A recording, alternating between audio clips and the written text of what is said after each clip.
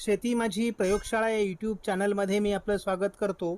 या चॅनलवर आपण नवीन असाल तर या चॅनलला सबस्क्राईब करा. या चॅनलचे नवनवीन व्हिडिओ पाहण्यासाठी बेल आयकॉन नक्की दाबा. आपणास व्हिडिओ आवडल्यास लाईक आणि शेअर अवश्य करा. नमस्कार, मी डॉक्टर मच्छिंद्र बांगर महाराष्ट्रातील आणि देशातील हवामान परिस्थिती संदर्भात 48 तासाचा अंदाज देणार आहे. आपण या ठिकाणी बघतो की उत्तर भारतामध्ये एकापाठी एक WD सरकत आहेत. तसा आता WDचा प्रभाव मान्सून आल्यानंतर कमी होणं अपेक्षित असतं. अरबी समुद्रामध्ये या ठिकाणी एक वादळी सिस्टम विकसित होईल. दुसरी वादळी सिस्टम म्यानमारच्या बाजूने तयार होऊन बंगालच्या उपसागरात येईल असा अंदाज आहे. परंतु हे अंदाज अजून दूरवरचे आहेत. या ठिकाणी पावसाचं क्षेत्र तयार होतं आहे, परंतु ते फार प्रभावी नाही.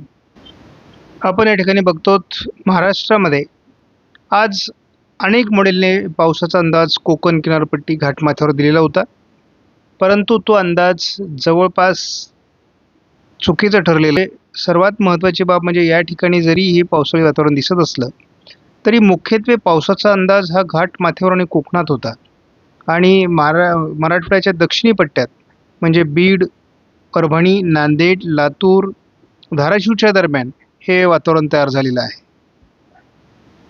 एकूणच मॉडेलचा अंदाज हा 50%पेक्षाही कमी प्रमाणात सक्सेस होईल असं दिसतंय. आणि दुसरी बाब म्हणजे उन्हाळ्यामध्ये जेही अवकाळी पाऊस झाले त्यात कुठल्याही मॉडेलचा अंदाज सक्सेस झालेला नव्हता. केवळ आयकॉन मॉडेलचे थोडेफार अंदाज जुळलेले होते.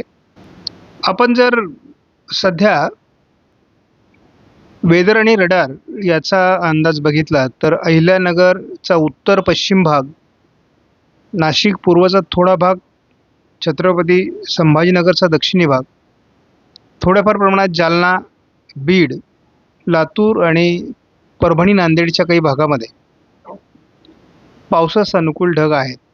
थोडं चंद्रपूर, नागपूर, अमरावती या भागात देखील पावसाचे ढग आहेत.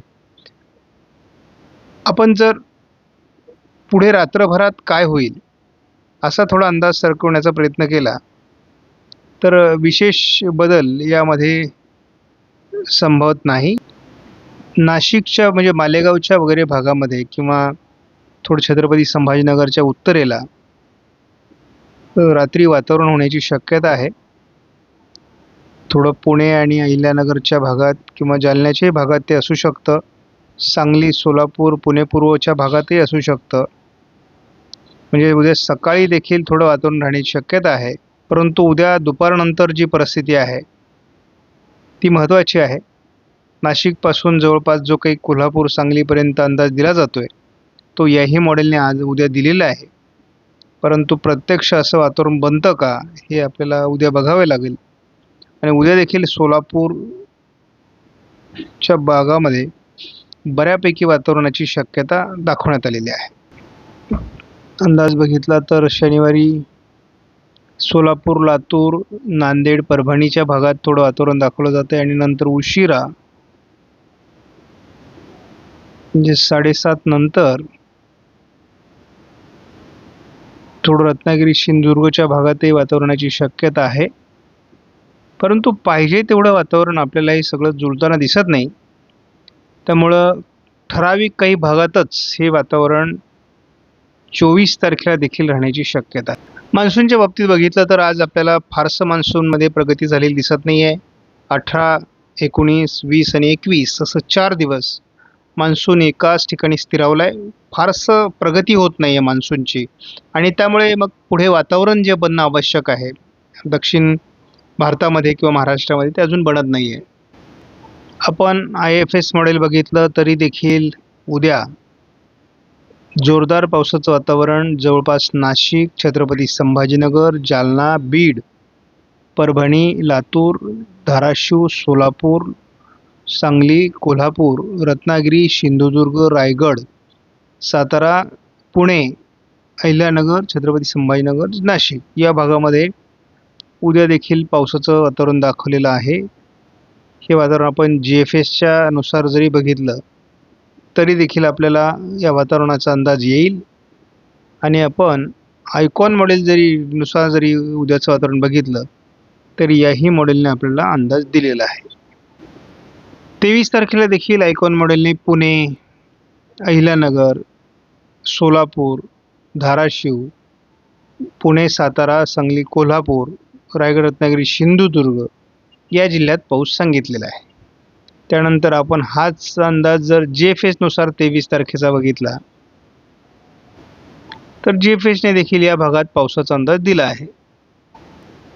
आणि आपण IFS मॉडेलनुसार जर बघितलं तर एक अरबी समुद्रातील वातावरण हे दक्षिण भारतासहित महाराष्ट्राकडे सरकणं अपेक्षित आहे. त्यामुळे गोव्याच्या दरम्यान एक कमी दाबाचं क्षेत्र विकसित होईल, जेणेकरून आपल्याला स्पष्टपणे ते दिसतंय महाराष्ट्रामध्ये पावसाचं प्रमाण हे 23 तारखेला वाढणं अपेक्षित आहे. त्यामुळे आपण 4 मॉडेलचा अंदाज बघितला आहे. 4ही मॉडेलने आपल्याला या ठिकाणी पाऊस सांगितलेला आहे.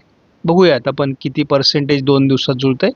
आता इथे पुन्हा सगळ्याच मॉडेलचा अंदाज बघायची काही गरज नाही. फक्त IFS मॉडेल म्हणजे SMW मॉडेलचा आपण अंदाज बघू, कारण ज्याच्यावर माझा गेल्या 5-6 वर्षाचा अभ्यास आहे आणि हेच मॉडेल महाराष्ट्रात पाऊस व्यवस्थित सांगू शकतं असा माझा विश्वास आहे. म्हणजे उद्या सकाळी नाशिक जिल्ह्याच्या पूर्व भागामध्ये पावसाचा अंदाज SMW मॉडेलने इथे दिलेला आहे. त्यानंतर दुपारनंतर उद्या मात्र लवकरच पावसाळी वातावरण तयार होईल असा अंदाज आहे 22 तारखेला, आणि ते अतिशय स्ट्रॉंग दाखवलं आहे. यामध्ये मात्र आपल्याला अगदी नाशिकपासून कोल्हापूर, सिंधुदुर्ग, गोव्यापर्यंत हे वातावरण दाखवलेलं आहे आणि कोकण किनारपट्टीचा बहुतांश मुंबईपर्यंतचा भाग दाखवलेला आहे आणि प्रभावी अशा प्रकारचं वातावरण उद्या दाखवलेलं आहे. मेघगर्जना, जोरदार पाऊस.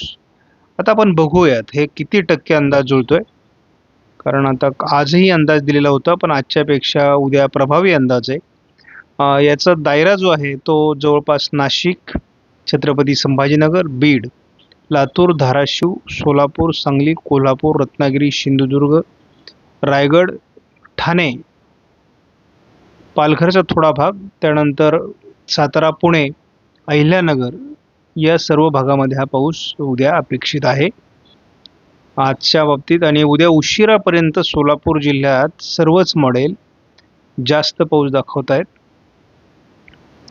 त्यानंतर आपण एक दिवस आणखी पुढचा अंदाज बघत असतो. थोडं अरबी समुद्रातील कमी दाबाचं किंवा चक्राकार स्थितीचा प्रभाव कोकण किनारपट्टीत मुंबईपर्यंत पडणार आहे आणि मग पुन्हा तो महाराष्ट्राकडे सरकेल असा अंदाज आहे.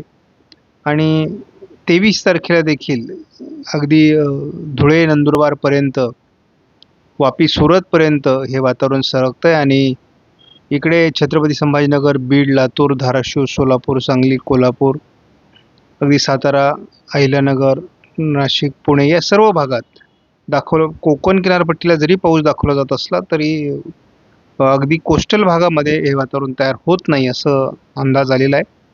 त्यामुळे उद्या देखील हे वातावरण दाखवण्यात आलेलं आहे आणि 23 तारखेला दाखवण्यात आलेलं आहे. या 2 दिवसामध्ये किती % पाऊस या सगळ्या मॉडेलनुसार पडतोय हे आपण बघणार आहोत आणि मग नंतर आपण ठरवू शकतो की यावर्षी दुष्काळी परिस्थिती निर्माण होऊ शकते का, कारण हे मान्सूनचं वातावरण नाही आहे, हे मान्सून पूर्वचं वातावरण आहे आणि साधारणपणे आयोडी सक्रिय झाला तरी अरबी समुद्रातील वातावरणाचा परिणाम किती होऊ शकतो याचा निकष आपल्याला बांधता येईल. त्यामुळे साधारणपणे किती % पाऊस महाराष्ट्रात पडू शकतो याचा अंदाज आपण लावू शकतो. त्यामुळे थोडक्यामध्ये असं दिसतंय की जे मॉडेल अंदाज दाखवत आहेत त्याच्या अगदी 50-60% पाऊस पडण्याची शक्यता आहे. आपणास व्हिडिओमधील माहिती महत्त्वपूर्ण वाटल्यास लाईक करा, शेअर करा, चॅनलला सबस्क्राईब करा. धन्यवाद.